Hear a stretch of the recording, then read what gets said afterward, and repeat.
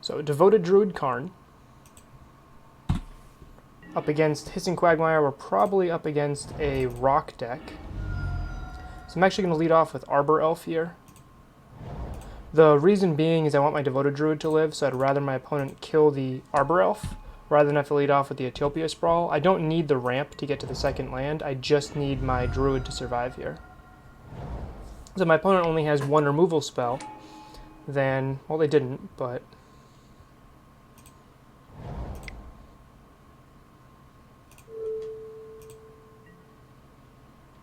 I probably should put on that one. Let's go blue.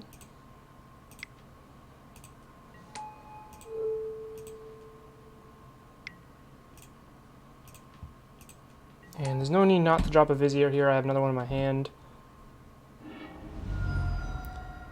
Perfect. So unless our opponent has a Fatal Push, or a Collective Brutality, or a Maelstrom Pulse, or an Assassin's Trophy, we are all set here. Liliana doesn't do much to this current board state. We can discard a land, and all we have to do is untap with these two in play and the Finale in hand, and we win the game. I guess I thought Caesar and Inquisition would also stop what we're trying to do. So the sideboard I've messed around with a little bit. I think the Rest in Peace are necessary for the current meta. I also threw a Worm Coil Engine in the sideboard as another Karn gift package. I felt like this deck was a little bit weaker against grindy decks than the classic lists were. Oh, they had the removal spell and the Inquisition, so we're down the Finale. And now we're in top deck war. This is where Karn would be good. This is why Karn is in the deck. When the Druid fails, where do you go from there? My Abzan Finks list would side a bunch of different cards and run out the combo in the board and then try to win post board with Finks value. So let's drop to Fairy.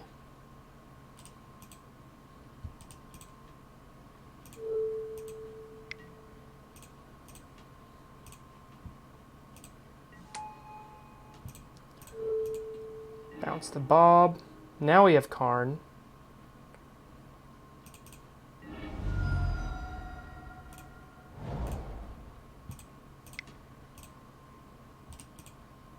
Actually, I don't want to play this because they have the Liliana in hand. I'm just going to leave that as a pitcher. So I can play Karn next turn and go from there. Should not have shocked there. Should have just left that. That way I can lose the Vizier here. Bajuka does nothing. If they Lily plus, I pitch the Vizier, and the next turn I Karn them with 1, 2, 3, 4, 5, 6 total mana. Yep. That was actually clean.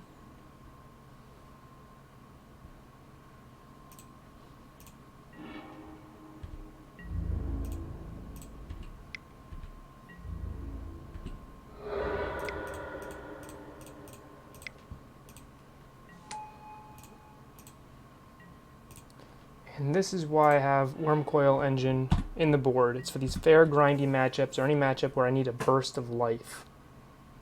Mono Red Phoenix is a pretty big deck right now.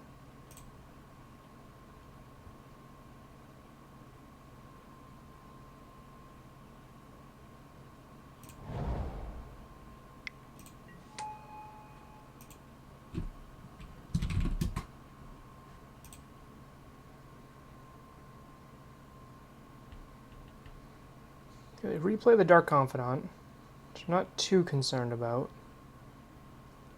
I can Lattice them next turn, or I can Worm Coil them next turn, either of which I feel pretty good about. They might run Assassin's Trophy. They played an Abrupt Decay, which means they probably have a nice little split there. Okay.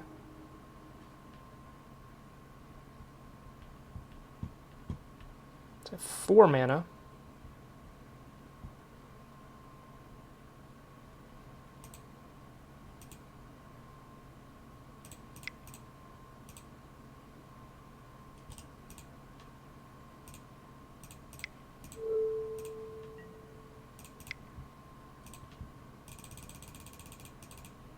This is probably the best possible line. Bob is very strong. And Karn can grab...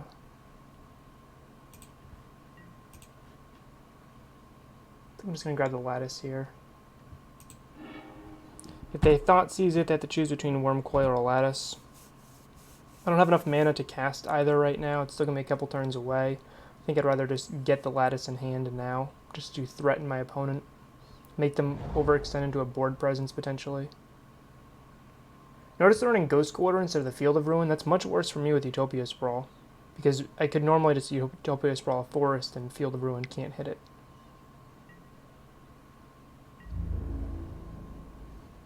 Yep.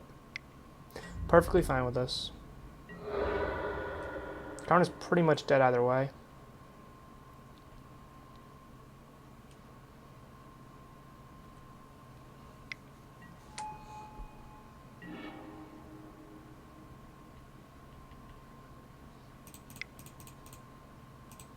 Let's go Eternal Witness. I can buy back... Utopia Sprawl doesn't do much because of the Ghost Quarter, but I can buy back Karn.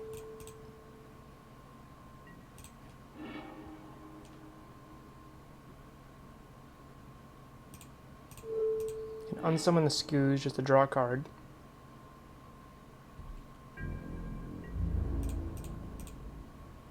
And start swinging away.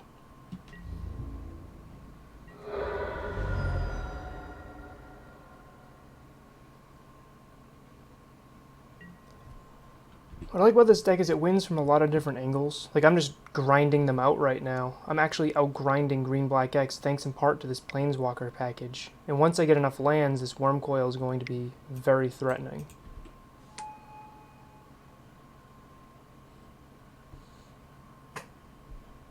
Important to note, I can no longer sacrifice Walking Ballista without giving them a 2/2. So I have 5 mana. Play Druid. Let's play Vizier. Now let's pass turn.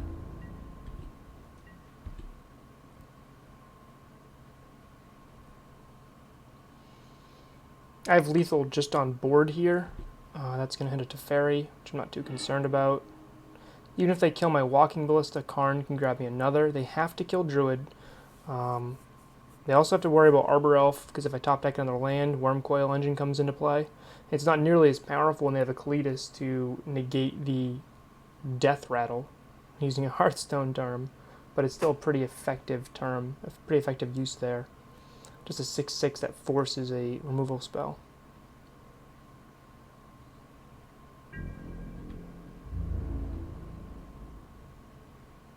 Yeah, I'm not blocking here. I'll go to 8. That's perfectly fine for me. I'll actually drop a little bit more. I have 2 creatures in the graveyard. Yeah, not a problem.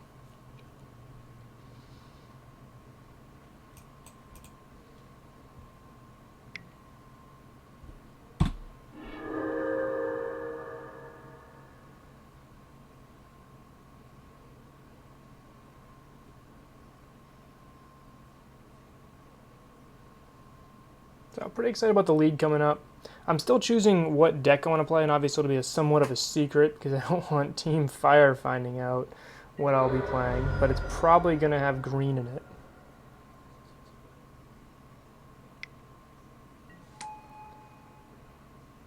Okay. So we just win.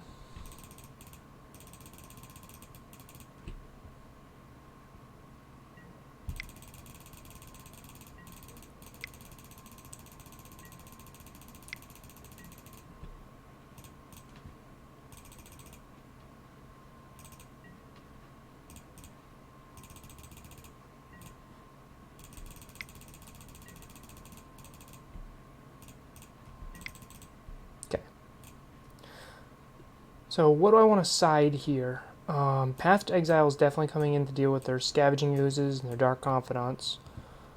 Pithing Needle is probably pretty good still on the board.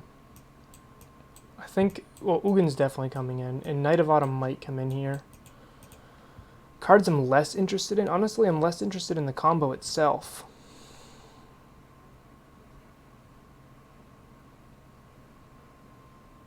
So I think I'll cut some Viziers.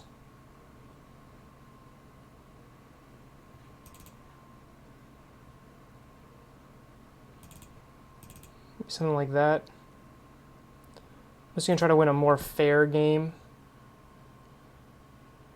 I know I just won with a combo there, but I just had so many different ways of winning that. I think I'm just going to try to win with Ugin and Wormcoil here. So Ugin, Karn, and Teferi. Teferi to slow my opponent down, keep them off tempo. And Wormcoil and Ugin just to absolutely wreck.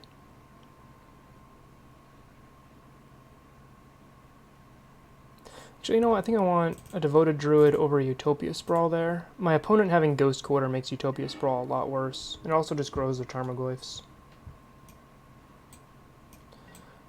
This hand's fine. Turn 3 Karn. Like, this is a hand that I would have to mulligan pretty readily if I was playing without this splash. Let's go Forest.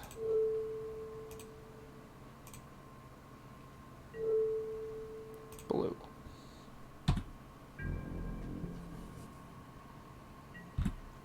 The next turn I can play a tap land and Ballista to kill a Bob. No Bob there. Okay.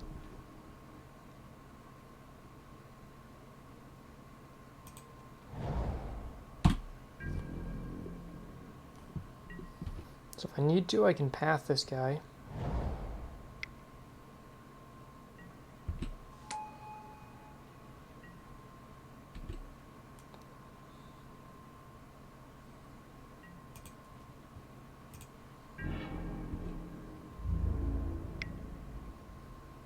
So let me just think my next turn.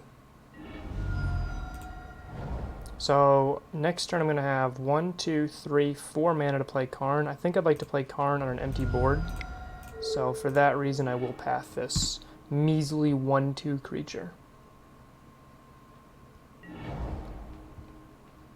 Another option is I could Finale for a Druid, but I think it's just better off. I think I'm just better off playing Karn here.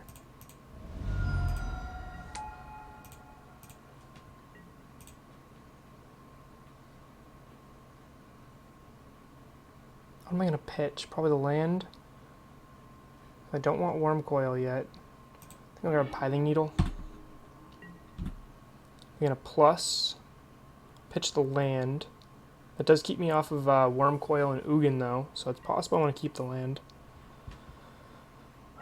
Actually, I'm just going to pitch the Finale. It's just a combo piece that I don't really need. I think the rest of my hand is just more valuable here.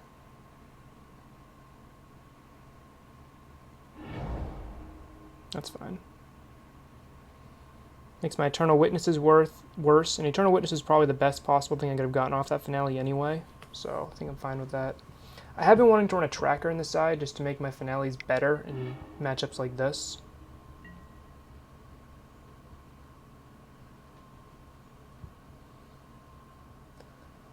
Let's see. I think I'll play Pithing Needle. I don't know why they didn't... They must have another decay here.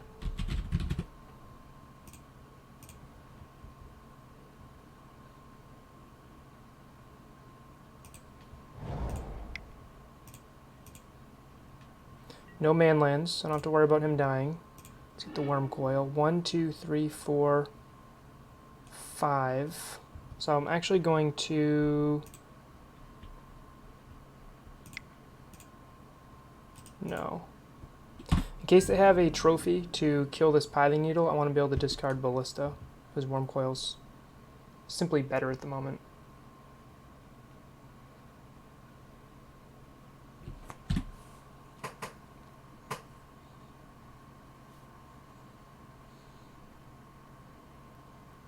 Haven't seen a trophy yet for my opponent. I've seen that they run at least 2 decays. There it is. Okay.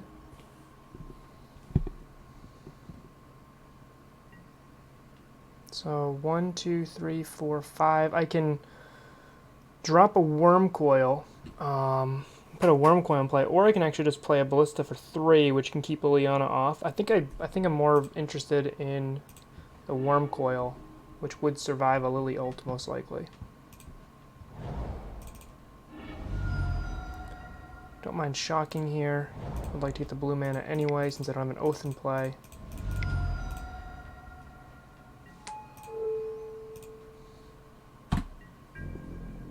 Now they can Lily ult and severely set me back on resources here, but no matter what, how this ult works out, I should be okay unless they have like a Kalitas in play.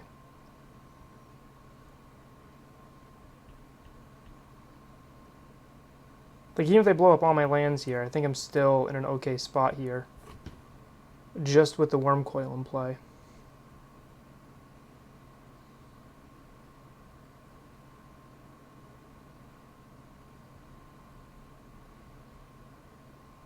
Another reason to grab the breeding pool there was now my engineered explosives in the side can hit 3, which is a pretty relevant number.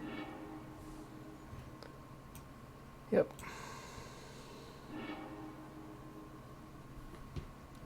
Your lands and everything else.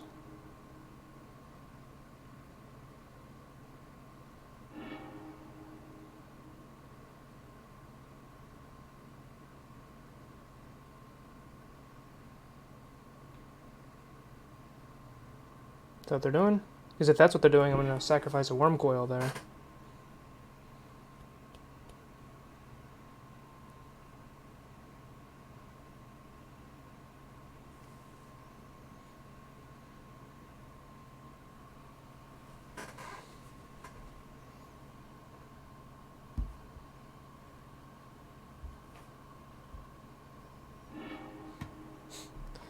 I don't think there's a great pile. I think making me lose the Worm Coil, Karn, and a land or two is probably the correct line. Or one land, even.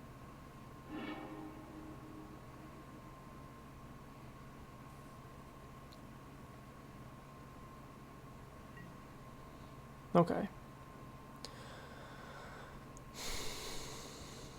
I will sacrifice pile 2 here to keep the Worm Coil in play. Unless they have a Kalitas, this Worm Coil is going to do a lot of work.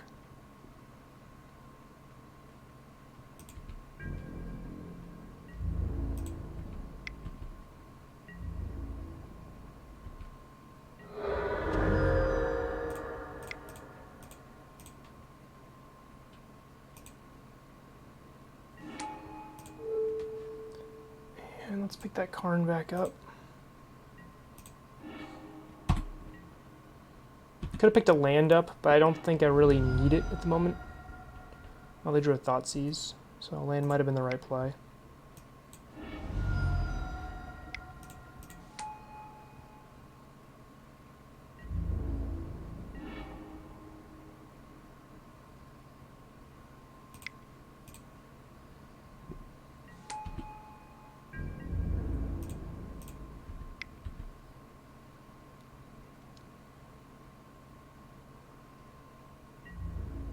I think I'm in a pretty good spot here to beat the Rock, which should be a tough matchup for Druid decks in general, especially ones without Finks. I know my Abzan Finks list is pretty good against them, but this will put them down to 3. That's interesting. I'm not going to path the Bob. I'll see if their Bob kills them, and then on their draw step I'll put a stop and path the Tracker.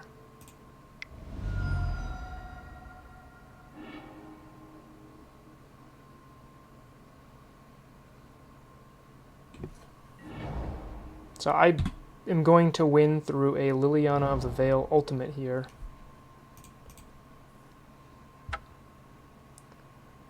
And that is Druid Karn. Hopefully you liked the video. I've been really impressed with the Worm Coil on the side. I know that Edgar's not running that, but I think it's an important piece for matchups like this. And I know fair matchups are disappearing a little bit, but it's also nice just to have incidental life gain in matchups where you need it. Worm Coil can be a bit slow in some of those matchups, but just how powerful the card is in a vacuum, I think it's worth having in this list.